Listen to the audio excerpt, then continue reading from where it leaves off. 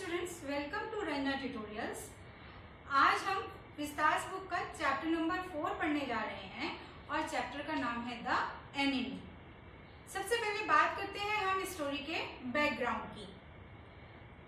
This story is set in the time of second world war.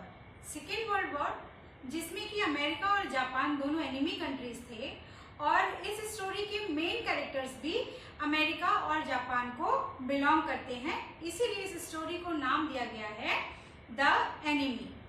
इस lesson के writer हैं Pearl S Buck. Now main characters of the story. इस story में 4 main characters हैं। First doctor Sadao, second wife of doctor Sadao और उनका नाम है Hana. Third main character is General Takima and fourth one is father of doctor Sadao. तो इन main characters की क्या क्या स्पेशलिटीज हैं, इनको जानने के लिए मेरे साथ आप इस वीडियो को लास्ट तक देखें। तो स्टोरी शुरू होती है डॉक्टर सदाओ के घर से। डॉक्टर सदाओ का घर समंदर के किनारे था।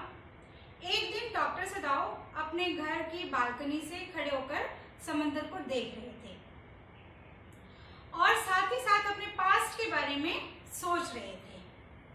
सबसे पहले उनके माइंड में अपने फादर के थॉट्स आए। उनके फादर, जो कि बहुत ही सिंसियर फादर थे, अपने बेटे के साथ कभी हंसी मजाक नहीं करते थे, बट उनका मेन कंसर्न अपने बेटे को बेस्ट एजुकेशन देना था। उनके फादर एक ट्रेडिशनल जापानीज थे जो कि अपनी कंट्री से बहुत ज्यादा प्यार करते थे, लेकिन उसके बावजूद भी उन्होंने डॉक्टर सदाओ को अमेरिका भेजा क्योंकि उस समय मेडिसिन की लेटेस्ट और बेस्ट एजुकेशन अमेरिका में ही अवेलेबल थी। अपने फादर की डेथ से पहले डॉक्टर सदाओ एक बहुत फेमस सर्जन और साइंटिस्ट बन चुके थे और जापानी आर्मी के लिए काम करते थे, लेकिन उन्हें कभी भी आर्मी ट्रूप्स के साथ भेजा नहीं जाता था। क्यों नहीं भेजा जाता था? 2 कारणों से। नंबर फर्स्ट, डॉक्टर सदाओ एक ऐसी मेडिसिन की रिसर्च में लगे थे जिसके थ्रू किसी भी वुंड को इंटरनली हील अप किया जा सकता था। दूसरा कारण था जनरल ताकिमा। जनरल ताकिमा जो कि जापानी आर्मी का सबसे बड़ा ऑफिसर था, लेकिन वो एक सेल्फिश पर्सन भी था और वो किसी बीमारी से परेशान था और उस डिजीज का ट्रीटमेंट केवल डॉक्टर सदाओ ही कर सकते थे। इस वजह से जनरल ताकिमा डॉक्टर सदाओ को कभी भी ट्रूप्स के साथ फ्रंट पर नहीं भेजता था, जबकि आर्मी के सोल्जर्स को डॉक्टर सदाओ की ज्यादा जरूरत थी। फिर डॉक्टर सदाओ अपनी वाइफ की फर्स्ट मीटिंग के बारे में सोचते हैं। उनकी वाइफ का नाम है हाना। हाना और डॉक्टर सदाओ की फर्स्ट मीटिंग अमेरिका में रहने के दौरान एक अमेरिकन प्रोफेसर के घर में हुई थी। वो अमेरिकन प्रोफेसर और उनकी वाइफ दोनों ही बहुत काइंड और जेनरस थे और हमेशा अपने फॉरेन स्टूडेंट्स की हेल्प करने के लिए रेडी रहते थे। अक्सर वो उन फॉरेन स्टूडेंट्स को अपने घर पर डिनर या लंच के लिए भी इनवाइट करते थे। ऐसे ही एक मीटिंग में डॉक्टर सदाओ और हाना की मुलाकात हुई थी। हाना को देखते ही डॉक्टर सदाओ फर्स्ट मीटिंग में पसंद करने लगे थे, पर उन्हें पता था कि उनके फादर एक ट्रेडिशनल जापानी हैं और वो कभी भी किसी ऐसी लड़की को मैरिज करने के लिए एडमिट नहीं करेंगे जो कि उनकी रेस की ना हो, यानी कि जापानी लड़की ना हो। तो पहले डॉक्टर सदाओ ने ये कंफर्म करा कि हाना जापानी है या नहीं, और जब वो कंफर्म हो गई कि हाना एक जापानी लड़की है, तभी उन्होंने उससे आगे फ्रेंडशिप बढ़ाई। तो इस बात से हमें ये भी पता चलता है कि डॉक्टर सदाओ एक ओबीडियंट सन थे जो कि अपने फादर्स की वैल्यूज को बहुत रिस्पेक्ट करते थे। यही सब सोचते सोचते शाम होने लगी थी और कोहरा भी काफी ज्यादा होने लगा था। थोड़ी देर में घर के अंदर से डॉक्टर सदाओ की वाइफ हाना भी आकर के उनके पास खड़ी हो गई। आज हाना 2 प्यारे प्यारे बच्चों की मदर है और डॉक्टर सदाव और हाना एक हैप्पीली मैरिड कपल है। डॉक्टर सदाव और हाना घर के अंदर जाने ही वाले थे, तभी उन्होंने देखा कि समंदर के किनारे कोई व्यक्ति इंजर्ड है और उठने की कोशिश कर रहा है, बट फाइनली वो जमीन में गिर जाता है। ये देखकर पहले तो डॉक्टर सदाव ने सोचा कि शायद वो कोई फिशरमैन होगा, क्योंकि उनके घर के पास में बहुत से फिशरमैन रहते थे, बस्तियां थी वहां पर। अक्सर ऐसा होता था कि जब समंदर में स्टॉर्म्स आते थे तो कोई ना कोई एक्सीडेंटली वहां पर सी शोर पे पहुंच जाता था। दोनों हस्बैंड वाइफ दौड़ करके उस इंजर्ड मैन के पास पहुंचे और जब उन्होंने उसकी बॉडी को पलट कर देखा तो उन्हें पता चला that person was not a fisherman, it was a white man. White man means American, और American you know that the enemy country of Japan, तो इस हिसाब से वो व्यक्ति डॉक्टर सदाव का एनिमी हुआ। लेकिन डॉक्टर सदाव एक डॉक्टर थे। बीइंग अ डॉक्टर, डॉक्टर सदाव की ड्यूटी थी कि वो पहले किसी इंजर्ड पर्सन की लाइफ को सेव करेंगे और वही काम ऑटोमेटिकली उनके हैंड्स बिना सोचे समझे करने लगे। सबसे पहले उन्होंने उसकी बॉडी से जो ब्लड बह रहा था उसको रोकने के लिए सी मॉस का एक पैच उसकी बॉडी पर लगा दिया ताकि आगे जो ब्लीडिंग है वो रुक जाए। आफ्टर दैट उन्होंने उसकी बॉडी का एग्जामिनेशन किया। उन्हें पता चला कि उस इंजर्ड मैन को, उस वाइट मैन को गोली लगी है और अगर इसका फौरन ऑपरेशन नहीं किया गया तो ये इंजर्ड पर्सन मर भी सकता है, जो कि एक अमेरिकन है और उनका एनिमी है। बीइंग अ जापानी, अपनी कंट्री के कारण वो ये एक्सेप्ट नहीं कर पा रहे थे कि उसका ट्रीटमेंट करें। तो पहले तो डॉक्टर सदाव और हाना ने दोनों ने डिसाइड करा कि इस व्यक्ति को वापस से समंदर में फेंक देते हैं। लेकिन हाना और डॉक्टर सदाव दोनों ही बहुत काइंड और जेनरस थे, तो केवल उन्होंने सोचा कि हम वापस से इसे समंदर में फेंक देते हैं, हम इसका ट्रीटमेंट नहीं करेंगे। बट फाइनली दोनों ऐसा कर नहीं पाए और उस इंजर्ड मैन को अपने घर में लेकर के आ गए। उस इंजर्ड मैन को डॉक्टर सदाव ने अपने फादर का रूम, जो कि आप स्टेयर्स पर था, वो दिया। ट्रीटमेंट शुरू करने के लिए सबसे पहले इंजर्ड मैन की बॉडी को वॉश करना जरूरी था, क्योंकि उसकी बॉडी पर समंदर की रेत लगी हुई थी। हाना ने डॉक्टर सदाव को बोला कि ये काम मैं अपनी मेड सर्वेंट यूमी की हेल्प से कर लूंगी, आप इसकी टेंशन ना लें। बट जब हाना ने यूमी को कॉल करा तो यूमी ने बॉडी को वॉश करने से मना कर दिया, क्योंकि वो अमेरिकन था और यूमी किसी अमेरिकन की बॉडी को टच करना नहीं चाहती थी। थोड़ी ही देर में ये वाली बात घर की और सर्वेंट्स को भी पता चल गई, और सर्वेंट्स में एक सबसे पुराना सर्वेंट था जो कि ओल्ड गार्डनर था और वो डॉक्टर सदाव के घर में उनके फादर के टाइम से काम कर रहा था। डॉक्टर सदाव को उस ओल्ड गार्डनर ने बोला कि आप इस इंजर्ड मैन का ट्रीटमेंट मत कीजिए, क्योंकि ये हमारा एनिमी है। अगर आप ऐसा करेंगे तो गॉड आपको इसके लिए पनिश कर सकता है, कोई इल ओमेन आपके साथ हो सकता है।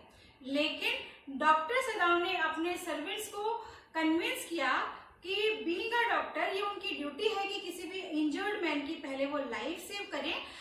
जब उसका ट्रीटमेंट हो जाएगा तो डॉक्टर सदाव ने कहा कि मैं खुद ही उसको पुलिस को सरेंडर कर दूंगा। सर्वेंट्स इस बात पर रेडी हो गए कि इस इंजर्ड मैन के ट्रीटमेंट के बाद आप उसे पुलिस को हैंड ओवर कर देंगे। डॉक्टर सदाव ने उस इंजर्ड मैन का ऑपरेशन किया, बॉडी में से बुलेट निकाला और आफ्टर ऑपरेशन जो भी देखभाल जरूरी थी वो डॉक्टर सदाव और हाना ने मिलकर उस इंजर्ड मैन की। धीरे धीरे वो इंजर्ड मैन स्वस्थ भी हो गया, लेकिन 7 दिन बीत जाने के बाद भी, उस इंजर्ड मैन के ठीक हो जाने के बाद भी, जब डॉक्टर सदाव ने उस व्यक्ति को पुलिस को हैंड ओवर नहीं किया तो सर्वेंट्स ने काम छोड़ दिया। सभी सर्वेंट्स 7 दिन बाद काम छोड़कर चले गए। सर्वेंट्स के जाने के बाद हाना और डॉक्टर सदाव थोड़े परेशान हो गए क्योंकि उन्हें डर था कि अगर सर्वेंट्स ने बाहर जाकर किसी को भी उस वाइट मैन के बारे में बता दिया तो उनको परेशानी हो सकती है, पुलिस उनको अरेस्ट कर सकती है। डॉक्टर सदाव और हाना अभी इस बारे में सोच ही रहे थे कि तभी जनरल ताकिमा का मैसेंजर उनके पास आया। जनरल ताकिमा के मैसेंजर को देखकर हाना डर गई। उसे लगा कि कहीं सर्वेंट्स ने जाकर तो उनकी कंप्लेंट नहीं कर दी, लेकिन जब मैसेंजर ने ये बताया कि जनरल ताकिमा को बहुत पेन हो रहा है और उनको डॉक्टर सदाव की फौरन जरूरत है, तो फाइनली डॉक्टर सदाव ने एक रिलीफ की सांस ली और मन ही मन में डिसाइड किया कुछ और मैसेंजर के साथ चल पड़े। जनरल ताकिमा का चेकअप करने के बाद उन्होंने ताकिमा को बताया कि आपकी फिजिकल कंडीशन अब बहुत ज्यादा अच्छी नहीं है, अब आपका ऑपरेशन करना ही आपका एकमात्र सॉल्यूशन है। अगर आपने ऑपरेशन नहीं कराया तो आपकी जान को खतरा भी हो सकता है, इसलिए अब आपको as soon as possible operation कराना ही पड़ेगा। जनरल ताकिमा ने कहा कि ठीक है, आप ऑपरेशन कर सकते हैं। अब डॉक्टर सदाव ने बहुत ही टैक्टफुली जनरल ताकिमा को बोला कि सर, मेरी भी एक प्रॉब्लम है और मैं उसमें आपसे आपका फेवर चाहता हूँ। जनरल ताकिमा ने पूछा, क्या बात है, आप बताओ। फिर डॉक्टर सदाव ने जनरल ताकिमा को उस वाइट मैन के बारे में सारी बात बता दी और कहा कि अब मैं चाहता हूं कि किसी तरीके से ये वाइट मैन मेरे घर से चला जाए, मैं उससे पीछा छुड़ाना चाहता हूं।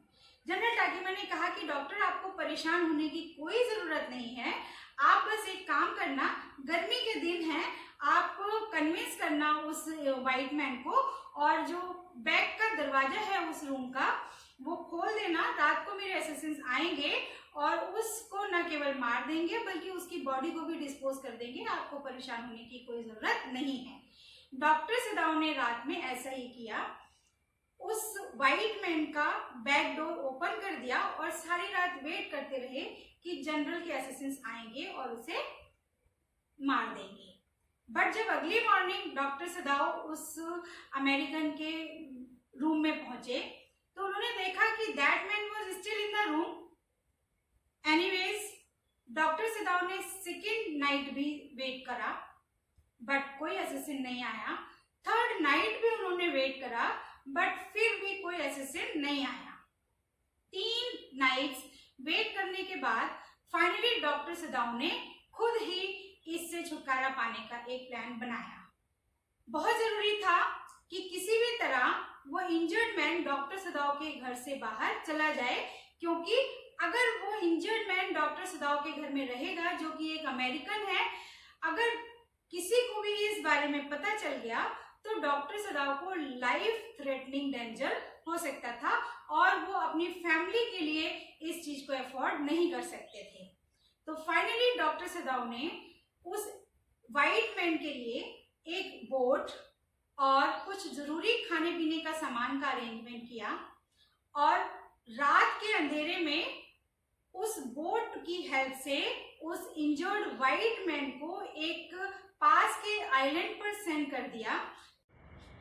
उस आइलैंड से बहुत सारे शिप्स गुजरते थे और अगर उस आइलैंड से उस वाइट मैन की किसी फ्रेंड कंट्री का शिप वहां से गुजरे तो वो आसानी से उस पर सवार होकर के अपनी मदर कंट्री को जा सकता था।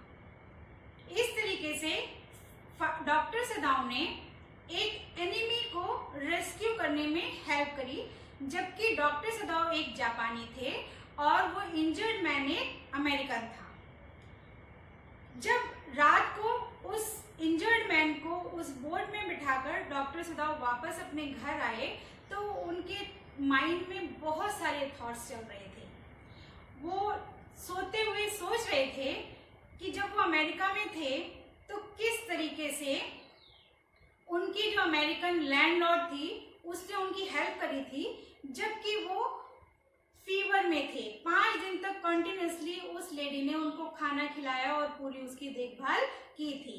फिर उन्हें याद आया उस अमेरिकन प्रोफेसर और उनकी वाइफ के बारे में, जो कि इतने काइंड और जेनरस थे कि अपने जितने भी फॉरेन स्टूडेंट्स थे उनकी हेल्प के लिए हमेशा तैयार रहते थे।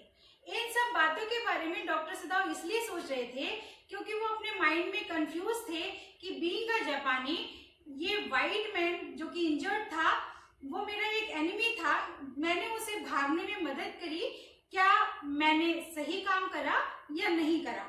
तो फाइनली अमेरिकन प्रोफेसर और वाइफ और अपनी लैंड लेडी के बारे में सोच करके उन्होंने अपने माइंड को कन्विंस करने की कोशिश करी कि humanity is above than nationality.